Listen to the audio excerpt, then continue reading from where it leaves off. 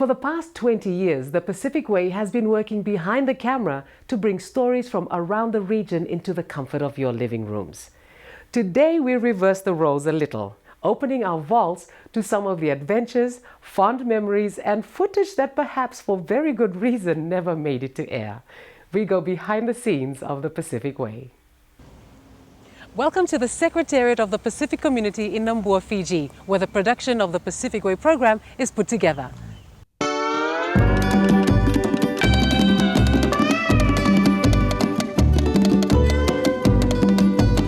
The Pacific, an ideal stage for many stories just waiting to be told.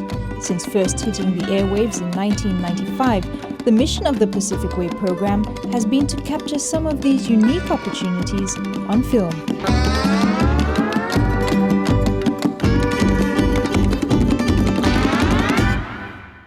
We have stories, we have heaps of stories that we want to adapt into this film industry. Because we know our own cultures, we know our own people. The image that we take are sometimes too sensitive. We know when to take them, when not to film. That's why it's important for us to know our own story and transfer these stories into the medium that is very powerful, and that is film and television.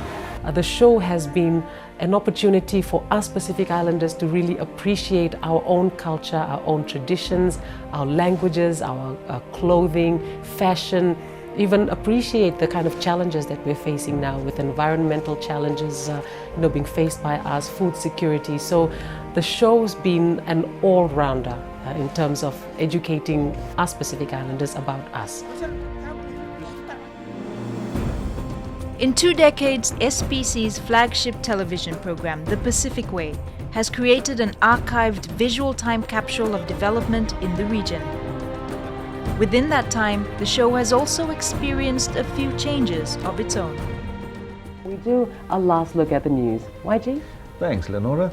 I remembered how just YG and Lenora used to sit on the set out there with a bit of mosquito net, a bit of fishing net at the back, and this handicraft from Papua New Guinea and from Solomons. That was the Pacific Way then. We sat on the ground in front of this tanoa that people used to tell us afterwards never used to look like it got used. So we had to have the crew come and drink the grog every now and then during a shoot. And we had a lot of props in the back. We had a set designer. But now with the technology, we've got, first of all, the auto cue. We didn't have auto cue for I think the first 10 years of Pacific Way. So it was a case of getting the script sometime during the day, cramming it, and then coming here and then delivering it to camera. Backdrops, tanoas and cramming lines have given way to more sophisticated delivery techniques over the years with the introduction of graphics and the auto cue. 5, 4, 3. Welcome back. You're watching The Pacific Way. But some things remain very much part of the Pacific Way tradition. Whatever happened to them out there, they were never to be heard from again, because on this island, the legend comes to life. I'm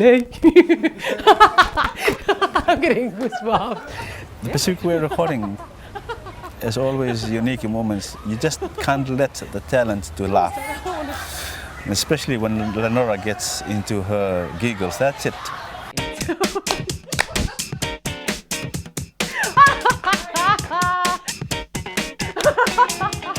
Focus, focus, focus. Focus. Okay, focus, focus. We have the opportunity to produce a lot of great stuff. It's our travels to other places. And people still talk about the Pacific Way. Let's produce as many programs as we can from the Pacific and move it out into other countries. When you leave the studio, you feel satisfied that a product is going to come up on air and it's going to be a quality, because the person you're working with, or persons that you work with, are professionals in their own way. I just really hope that the Pacific Way has really opened the eyes of us Pacific Islanders to the beauty that is the Pacific.